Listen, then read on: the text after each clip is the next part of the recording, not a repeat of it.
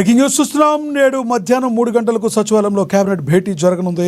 రాష్ట్రంలో నెలకొన్న తాజా రాజకీయ సామాజిక పరిస్థితులతో పాటుగా పలు కీలక అభివృద్ధి పథకాలపై ఈ భేటీలో సుదీర్ఘంగా చర్చించి నిర్ణయాలు తీసుకోనున్నారు. రాష్ట్ర వ్యాప్తంగా కొనసాగుతున్న ఆర్టీసీ కార్మికుల సమ్మెపై కేబినెట్ కీలక నిర్ణయం తీసుకోనుంది. కార్మికులు పెట్టిన 32 డిమాండ్లతో పాటుగా గతంలో చర్చకు వచ్చిన ఆర్టీసీ విలీనం ప్రక్రియపై కూడా మంత్రివర్గం చర్చించనుంది.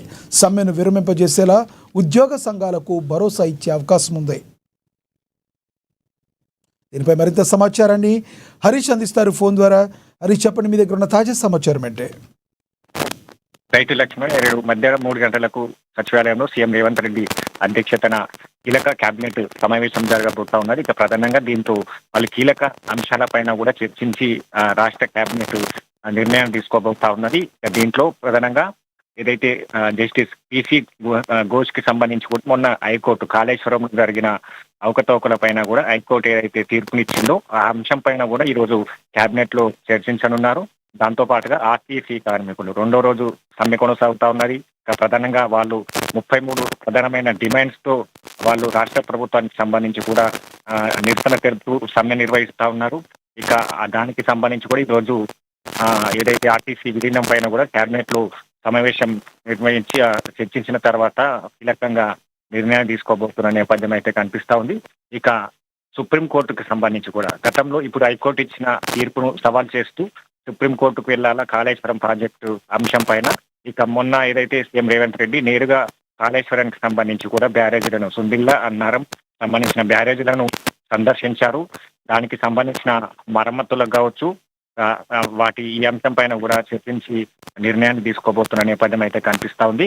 ఇక ముఖ్యంగా జస్టిస్ పిసి ఘోష్ కమిషన్ నివేదిక సంబంధించిన హైకోర్టు తీర్పు, ఆర్టీసీ సమ్మె వంటి కీలక అంశాలు, అలాగే గవర్నర్ శివప్రతాప్ శుక్లా వద్ద పెండింగ్ లో ఉన్న ఎమ్మెల్సీలకు సంబంధించి కావచ్చు, దాంతో పాటుగా ఇక కోదండరాంకి సంబంధించి అలాగే అజారుద్దీన్ కి సంబంధించి కూడా ఈ 2 సంబంధించిన ఎమ్మెల్సీలను పెండింగ్ లో ఉన్నాయి కాబట్టి దానిపైన కూడా నిర్ణయించి తీసుకోబోతున్నారు. ఇక అజారుద్దీన్ కి సంబంధించి కూడా మంత్రివర్గంలో కొనసాగించాలా లేదా మంత్రివర్గంలో మార్పుల చేర్పులకు సంబంధించి ఈ అంశాలపైన కూడా చర్చించనున్నారు.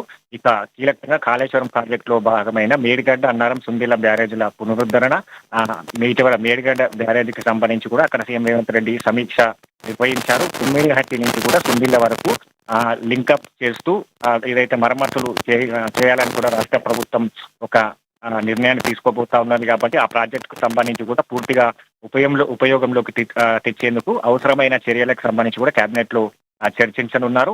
ఇక మొత్తంగా అజారుద్దీన్, కోదండరాం ఎమ్మెల్సీల అభ్యర్థుల పైన కూడా కేబినెట్ లో చర్చించే నిర్ణయాన్ని తీసుకోబోతున్నట్టుగా తెలుస్తా ఉంది. నెల 30లోగా ఎమ్మెల్సీల ఆమోదం పొందకపోతే అజారుద్దీన్ కి సంబంధించి కూడా మంత్రి పదవికి రాజీనామా చేయాల్సి వస్తుంది. కాబట్టి ఇక గవర్నర్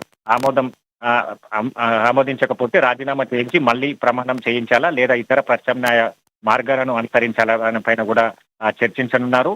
ఇక ముఖ్యంగా జెడ్పీటీసీ, ఎంపీటీసీ ఎన్నికలకు సంబంధించి కూడా జిల్లా మండల పరిషత్ ఎన్నికలు మంత్రివర్గంలో చర్చించి నిర్ణయాన్ని తీసుకోబోతున్నారు. ఇప్పటికే రాష్ట్ర ప్రభుత్వానికి సంబంధించి కావచ్చు మంత్రులు కూడా జెడ్పీటీసీ, ఎంపీటీసీ ఎన్నికలకు సిద్ధంగా ఉండాలి. ప్రతి కార్యకర్తకు సంబంధించి కూడా కాంగ్రెస్ ప్రభుత్వం జెడ్పీటీసీ, ఎంపీటీసీ వరుసగా అన్ని ఎన్నికల్లో కాంగ్రెస్ గెలుస్తూ వస్తున్నది. ఇక జెడ్పీటీసీ, ఎంపీటీసీ ఎన్నికల్లో కూడా మెజార్టీ స్థానాలను సొంతం చేసుకునేందుకు సమాయత్తం కావాలన్నట్టు కూడా ఇప్పటికే పలు సమావేశంలో కూడా చెప్పడం జరిగింది. కాబట్టి ఈ రోజు మంత్రివర్గ సమావేశంలో ఈ అంశం పైన కూడా చర్చించి నిర్ణయాలు తీసుకోబోతా ఉన్నారు. ఇక ఎల్ఎన్టీకి సంబంధించి రాష్ట్ర ప్రభుత్వం స్వాధీనం చేసుకోవాలనుకుంటుంది. కాబట్టి ఎల్ఎన్టీ మెట్రో సెకండ్ ఫేజ్ రాష్ట్ర ప్రభుత్వమే నిర్మాణం చేపట్టాలి, ఇతర కంపెనీకి అప్పచెప్పాలి. ఈ అంశాలన్నిటిపైన కూడా ఈ రోజు కీలకంగా చర్చించి నిర్ణయాలు తీసుకోబోతున్నారు. ముఖ్యంగా ఆర్టీసీ కార్మికులకు సంబంధించి కూడా సమ్మె పైన విరమణ పొందేలా కూడా రాష్ట్ర ప్రభుత్వం చర్యలు తీసుకోబోతా ఉంది. ఉద్యోగులకు సంబంధించిన డిమాండ్స్ పైన కూడా చర్చించి నిర్ణయం తీసుకోబోతున్న పరిస్థితి అయితే ఉందని చెప్పి లక్ష్మణ్.